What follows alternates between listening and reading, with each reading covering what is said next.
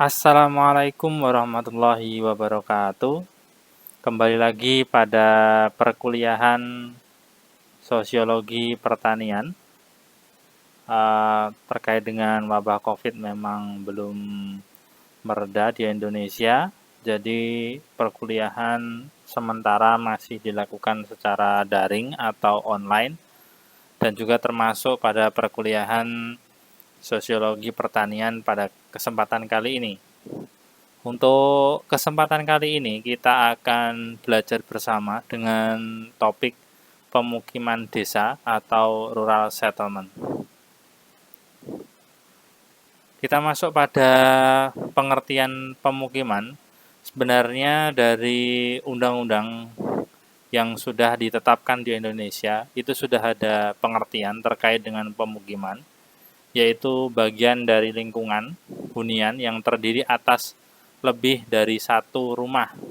Jadi ketika memang rumah itu ada beberapa dan berkumpul pada satu tempat, kemudian perkumpulan rumah tersebut memiliki prasarana, sarana, utilitas umum, serta mempunyai penunjang kegiatan fungsi lain di kawasan perkotaan atau kawasan pedesaan, itu nanti bisa disebut sebagai pemukiman. Jadi pemukiman itu tidak hanya untuk desa saja, tapi juga bisa berada pada kota gitu ya, pemukiman kota. Tapi pada kesempatan kali ini kita akan lebih fokus pada pemukiman desa.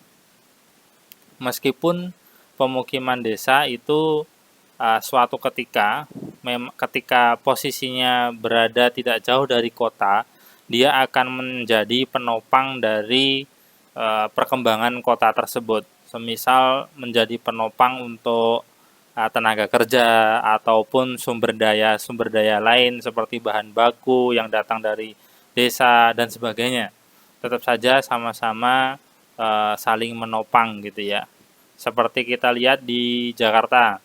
Jakarta sendiri dari sisi penduduknya mungkin ada sekian juta, tapi ketika sudah masuk pada jam kerja, itu jumlah manusia atau jumlah orang yang berada di kawasan Jakarta itu akan semakin banyak, karena memang kawasan-kawasan di sekitar Jakarta itu mendukung Jakarta itu sendiri dari sisi tenaga kerja ataupun dari sisi sumber daya lain. Termasuk ketika kita berbicara di Yogyakarta. Ketika Yogyakarta pada waktu-waktu jam kerja atau pagi sampai sore gitu ya, itu banyak dari perantau-perantau dari Solo, Klaten terutama ya karena dekat dengan Jogja, ataupun dari daerah-daerah lain di sekitar kota Jogja, semisal dari Sleman, Bantul dan sebagainya yang berkumpul di Jogja, Jogja kota untuk bekerja ataupun mencari mata pencaharian lain. Kemudian selain pengertian dari UU tersebut, juga ada pengertian dari Kustur 1995 yang mengatakan bahwasanya pemukiman adalah area tanah yang digunakan sebagai lingkungan tempat tinggal atau lingkungan hunian dan tempat kegiatan yang mendukung kehidupan dan merupakan bagian dari lingkungan hidup di luar kawasan lindung, baik yang berupa kawasan perkotaan maupun pedesaan. Jadi seperti yang saya jelaskan tadi, untuk pemukiman itu tidak hanya menjadi definisi bagi perkumpulan rumah di pedesaan, tapi juga menjadi definisi untuk perkotaan juga. Kita masuk ke pengertian desa, karena memang topik pada kesempatan kali ini adalah pemukiman desa. Jadi kita akan membahas yang pertama pengertian pemukiman, yang selanjutnya adalah pengertian desa. Desa sendiri juga sudah masuk dalam pengertian yang tertera atau tercantum pada Undang-Undang Dasar Nomor 32 Tahun 2004. Kenapa kok repot-repot ada undang-undang yang menyampaikan atau menjelaskan tentang pemukiman dan juga undang-undang yang menjelaskan tentang desa? Karena memang Indonesia sendiri masih menjadi negara berkembang dan banyak daerahnya itu merupakan daerah pedesaan, dan pengembangannya juga ada beberapa pengembangan yang fokus pada pedesaan gitu ya, agar pembangunan bisa merata, pemerataan pembangunan. Bahkan di Indonesia sendiri, karena memang masih banyak pedesaan, apalagi desa yang tertinggal gitu ya, masih banyak. Oleh karena itu kementerian juga ada gitu ya, kementerian yang fokus mengurusi transmigrasi atau perpindahan orang atau penduduk dari wilayah yang padat dipindah ke wilayah yang tidak padat, semisal transmigrasi ke Sumatera atau ke Kalimantan atau ke lokasi-lokasi yang lainnya. Saya rasa beberapa mahasiswa di UMJ, terkhusus di agribisnis, ada beberapa memang yang bersangkutan asli Jawa, tapi orang tuanya merantau atau transmigrasi ke luar Jawa. Itu menjadi contoh dari perpindahan penduduk gitu ya, upaya transmigrasi.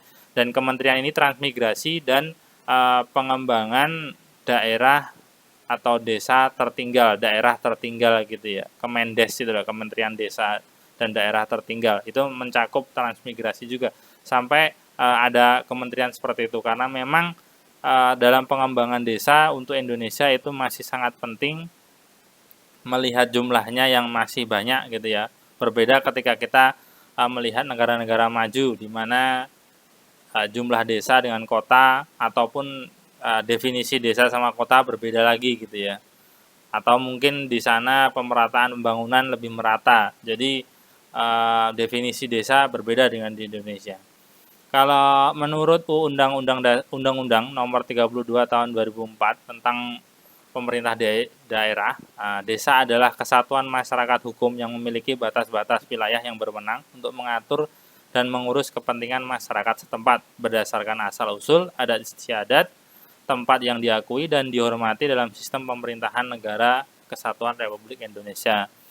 Jadi desa ini adalah kesatuan masyarakat, jadi masyarakat atau orang yang berkumpul dalam satu wilayah gitu ya. Kemudian kalau kita melihat dari peraturan sekarang atau kondisi sekarang, biasanya desa ini sudah dikukuhkan menjadi wilayah administrasi ya. Wilayah administrasi yaitu wilayah administrasi desa. Kalau kita ambil contoh yang terdekat itu semisal ya Desa Taman Tirto, itu sudah dikukuhkan menjadi wilayah administrasi. Kalau wilayah administrasi lebih rendah dari desa biasanya dusun, tapi itu kalau dari sisi administrasi biasanya menginduk ke desa, Desa Taman Tirto, dusun Brajan semisal, atau Pedukuhan Brajan dan sebagainya.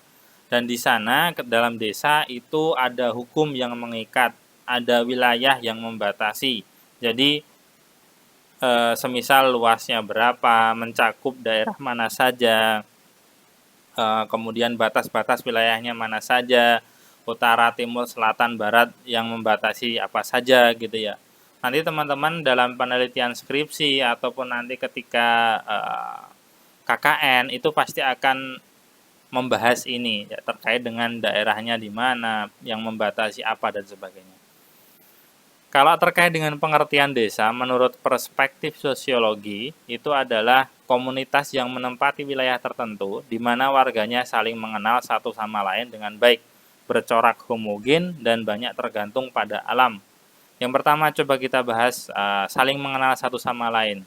Saya rasa teman-teman yang tinggal di desa itu akan sangat memahami ini ya. Tapi bagi teman-teman yang mungkin dari kota, untuk hal ini ketika memang kuliah di Jogja dan bermain ke tempat temannya atau bermain ke lokasi-lokasi desa akan mengetahui ini juga, bahwasanya kalau di desa itu satu sama lain biasanya saling mengenal gitu.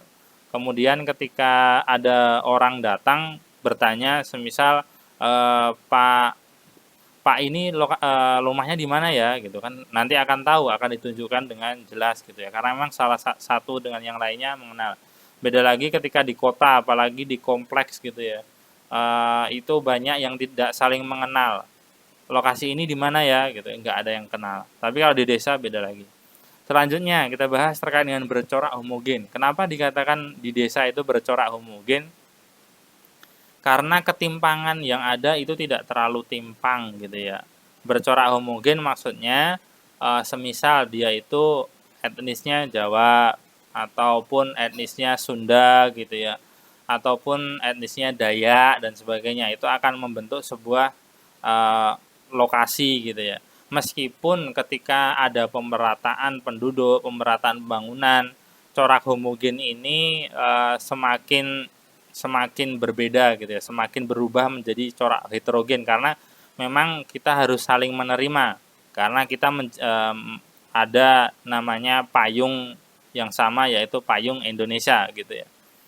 Selanjutnya, banyak tergantung pada alam. Ya, kita sendiri tahu bahwasanya orang-orang di desa biasanya menggantungkan hidupnya pada mata pencaharian yang relatif sama, yaitu pertanian, perkebunan, peternakan, dan sebagainya. Dan mereka itu banyak tergantung pada alam. Beda lagi ketika di kota, itu tergantung pada apa? Tergantung pada semisal banyaknya industri, banyaknya perkantoran, banyaknya jasa, mereka bergerak di bidang itu. Tapi kalau di desa, banyak orang itu bergerak pada bidang-bidang yang relatif sama, ya tadi pertanian, peternakan, perkebunan, dan sebagainya. Kalau terkait dengan masyarakat, menurut pengertian dari Sumarjan, karena kenapa kita membahas masyarakat? Ya karena memang desa itu di dalamnya ada masyarakat, ada orang-orang yang berada di lokasi itu dengan hukum atau norma-norma yang mengatur gitu ya. Akhirnya terbentuk masyarakat, masyarakat desa, masyarakat kota, dan sebagainya. Kalau pengertian masyarakat menurut Sumarjan 1996 itu ada dibagi menjadi 3. Yang pertama ada masyarakat sederhana, yang kedua ada masyarakat madya, yang ketiga ada masyarakat modern. Kalau masyarakat sederhana itu biasanya lokasinya memang jauh dari kota. Jadi mereka belum terlalu tersentuh terkait dengan modernisasi atau tersentuh dengan teknologi gitu ya. Kalau kita mau ambil contoh yang mudah, itu mungkin di luar Jawa seperti suku anak dalam, masyarakat suku anak dalam, ataupun di Kalimantan ada suku Dayak yang memang belum tersentuh oleh teknologi ya, meskipun beberapa suku Dayak kan sudah berbaur kepada masyarakat dan sudah mencari mata pencarian atau hidup bersama masyarakat yang lainnya di kota, beda lagi. Tapi kalau masyarakat sederhana itu biasanya memang yang lebih relatif jauh dari kota. Mereka hidup ya tadi sangat cocok dengan yang dijelaskan terkait dengan karakteristik desa, yaitu mereka banyak tergantung pada alam gitu ya. Banyak alam, kemudian mereka pekerjaannya relatif sama, yaitu pertanian, perkebunan, peternakan, dan sebagainya. Dan skalanya biasanya skala kecil karena mereka bukan investor atau pemodal yang punya modal banyak. Mereka hanya biasanya mengandalkan warisan dari orang tua mereka gitu ya. Selanjutnya kita bicara tentang masyarakat madya. Masyarakat madya ini biasanya mereka masih masyarakat desa yang lokasinya itu menjadi penopang kota gitu atau dekat dengan kota, atau mungkin dekat dengan jalan raya yang menjadi jalan provinsi, atau terkait dengan volume kendaraannya banyak, jadi interaksi dengan orang luar banyak, dan mereka kita sebut sebagai masyarakat madya. Mereka sudah mulai mengenal teknologi, sudah banyak modernisasi yang masuk gitu ya. Meskipun mereka masih sebagian mengandalkan pertanian atau peternakan atau perkebunan gitu ya. Selanjutnya adalah masyarakat modern. Masyarakat modern ini mereka begitu sudah terbiasa dengan adanya teknologi. Kemudian untuk masyarakat modern ini lebih banyak berada di kota gitu ya. Dikit-dikit teknologi, mereka sudah dimanjakan dengan teknologi, mereka sudah melek teknologi gitu ya. Kita bisa sebut sebagai masyarakat modern. Hidup mereka sudah sangat dipermudah dengan adanya teknologi gitu ya. Selanjutnya kita bicara terkait dengan karakteristik masyarakat pedesaan. Yang pertama, karakteristik ini adalah hubungan dengan keluarga dan masyarakat sangat kuat. Tadi ya, saling mengenal. Kemudian organisasi sosial didasarkan pada adat istiadat gitu ya. Adat istiadat ini pada beberapa daerah menjadi penting karena memang itu mengatur. Kalau masyarakat modern biasanya itu sudah ada namanya hukum yang tertulis dari pemerintah atau pemerintah daerah. Tapi kalau di daerah-daerah yang jauh dari perkotaan, jauh dari modernisasi, mereka norma yang dipegang itu adalah adat istiadat yang sudah ada dari turun menurun dari nenek moyang mereka. Selanjutnya, kepercayaan kuat pada kekuatan goib ini ya beberapa daerah pedesaan ya, tapi kalau sekarang memang sudah menurun untuk hal ini. Tidak ada lembaga-lembaga khusus untuk memberi pendidikan. Ini yang kalau kita bicara pedesaan yang sangat jauh dari kota atau pedalaman gitu ya. Tapi kalau desa-desa sekarang, saya rasa yang dekat-dekat kota sudah muncul fasilitas-fasilitas pendidikan, fasilitas sosial, fasilitas kesehatan dan sebagainya. Kalau untuk memfasilitasi daerah-daerah yang jauh dari perkotaan atau yang terpelosok terdepan gitu ya, itu makanya ada Kementerian Kemendes tadi. Kemudian tingkat buta huruf relatif tinggi ini ya untuk yang sangat desa gitu ya. Hukum yang berlaku tidak tertulis tadi sudah saya jelaskan. Kemudian ekonominya sebagian besar diproduksi untuk pasaran kecil, tadi skala kecil gitu ya. Kemudian kegiatan ekonomi dan sosial dilakukan secara tradisional dengan gotong royong. Ini di wilayah-wilayah desa masih banyak gotong royong. Jadi ketika ada masyarakat yang melakukan kegiatan semisal membangun rumah atau pindah rumah atau ketika ada kesusahan itu nanti tetangga-tetangganya akan membantu gitu ya. Kalau meskipun kita melihat sudah banyak degradasi untuk bagian gotong royong ini. Selanjutnya, keterkaitan manusia dalam tradisi bermukim. Kenapa kok kita mengaitkan manusia dalam tradisi bermukim? Karena memang ada tren tertentu yang membuat manusia itu memilih permukimannya itu di mana gitu. Yang pertama adanya tempat khusus untuk melakukan transaksi perdagangan. Manusia itu akan mencari lokasi yang memang dekat dengan sumber daya. Sumber daya itu macam-macam. Sumber daya itu bisa berupa sumber daya dari bahan baku gitu ya, dekat dengan lokasi pertanian atau tanah yang subur. Kalau zaman dulu itu sumber daya yang dicari oleh manusia untuk bermukim adalah dekat dengan air karena memang air itu menjadi sumber penghidupan gitu ya. Kalau sekarang manusia itu banyak bermukim di dekat-dekat sumber ekonomi atau mungkin pusat ekonomi. Kalau kita bilang kalau di Jogja ya kota Jogja, dikit-dikit kantor-kantor perdagangan, tempat menjual barang itu ada di kota gitu ya. Kalau di Jakarta ya di Jakarta, makanya orang Depok, Bekasi, Tangerang itu larinya ke Jakarta karena memang atau mepet ke Jakarta karena mereka mata pencahariannya gitu mereka hidup dari Jakarta. Nah, akhirnya mereka ingin bermukim ya tidak jauh dari Jakarta. Selanjutnya adanya kesepakatan untuk mengangkat salah satu warga sebagai pemimpin, ya, pimpinan. Ini penting kalau sekarang ya kita sudah ada yang namanya RT kita angkat.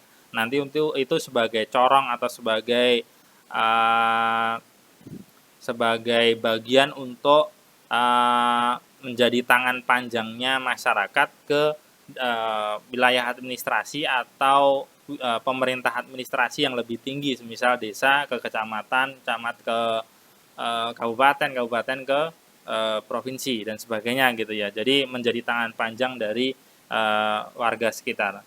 Kemudian adanya lambang status sosial, gaya arsitektur tertentu pada bangunan rumah. Ini ya tidak menjadi bagian khusus ya, tapi memang pada kita pernah belajar adanya rumah adat gitu ya. Rumah adat itu di Jawa, kemudian di Minang itu pastinya berbeda gitu ya. Kemudian ketika kita ke Dayak itu juga rumahnya berbeda. Meskipun pada masa-masa sekarang ini memang relatif sama rumahnya, jadi rumah tembok untuk gaya-gaya kedaerahannya itu sudah nggak terlalu kentara. Selanjutnya, aspek-aspek bermukim dikenalkan secara turun-temurun. Ini sangat berlaku untuk masyarakat desa. Selanjutnya adalah faktor terbentuknya pola pemukiman. Pola pemukiman ini Kenapa kok ada faktor terbentuknya pola pemukiman? Ya tadi, bahwasanya pastinya manusia itu ketika ingin bermukim itu ada faktor-faktor yang mempengaruhi dia, ada dari sisi ekonomi dan sebagainya. Coba kita lihat di sini. Pola pemukiman akibat ketidakmerataan penyebaran penduduk, kemudian pemenuhan pemenuhan kesejahteraan masyarakat. Jadi orang pasti ingin sejahtera, orang pasti ingin mencari mata pencarian. Oleh karena itu, faktor yang mempengaruhi atau mendorong terbentuknya pola pemukiman itu yang pertama adalah bentuk permukaan bumi. Orang pastinya kan akan mencari wilayah-wilayah yang datar, tidak ingin membuat pemukiman atau tinggal di wilayah pegunungan, semisal pegunungan yang terjal gitu ya, karena mereka ingin aksesnya lebih mudah gitu ya. Jadi banyak pemukiman itu yang berada pada lokasi-lokasi datar. Selanjutnya keadaan tanah yang menjadi faktor itu apa? Ya orang ingin mencari atau membuat pemukiman pada kondisi tanah yang subur agar bisa ditanami gitu ya. Kemudian bebas erosi atau bebas gempa gitu ya, tidak rawan gempa dan sebagainya. Selanjutnya keadaan iklim. Orang kan tidak mau tinggal di kutub gitu ya. Orang yang ingin mau lokasinya yang tidak terlalu dingin dan tidak terlalu panas. Dan juga iklimnya mendukung untuk pertanian semisal. Selanjutnya keadaan ekonomi. Tadi sudah saya jelaskan ya, orang pastinya ingin berada pada pusat ekonomi dan pusat pemerintahan agar mereka ketika mengurus kegiatan ekonomi atau mengurus surat menyurat ke pemerintahan lebih dekat. Selanjutnya adalah kultur penduduk. Ya ini tren yang ada juga sampai sekarang ya. Orang pastinya akan mencari pada pemukiman atau lokasi yang dekat dengan kultur mereka. Orang Jawa ingin dekat dengan orang Jawa dan sebagainya. Ini bukan masalah rasisme tapi apa itu ya? Kecenderungan orang ingin berada pada lokasi-lokasi yang dekat dengan saudaranya atau orang yang mirip dengan mereka gitu ya. Selanjutnya, terkait dengan jenis pola pemukiman, ini saya rasa hanya bentuk saja, ada yang pola memanjang, kemudian ada yang pola memanjang datar gitu ya, pola memanjang sungai, pola memanjang pantai dan sejajar, pola radial, pola tersebar, dan sebagainya. Ini menjadi salah satu bentuk-bentuk gitu ya. Ini saya rasa bisa dipelajari sendiri ya terkait dengan materi ini. Kemudian kita bicara terkait dengan pemukiman desa dan pertanian. Kenapa kok kita harus membahas ini? Karena memang tadi sudah saya sampaikan bahwasanya untuk masyarakat desa itu homogen, kemudian tergantung pada alam dan mereka itu rata-rata memang penduduknya bermata pencarian pertanian sebagai petani.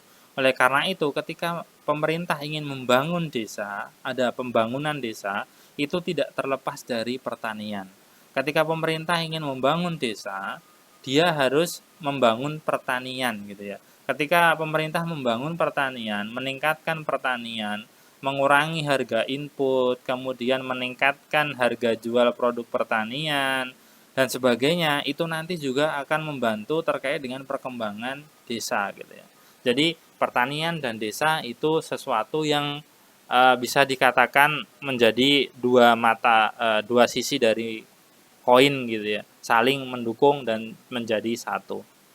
Saya rasa cukup sekian dari materi saya. Semoga bermanfaat dan jangan lupa untuk menjawab soal yang sudah saya sertakan di e-learning. Terima kasih dari saya. Wassalamualaikum warahmatullahi wabarakatuh.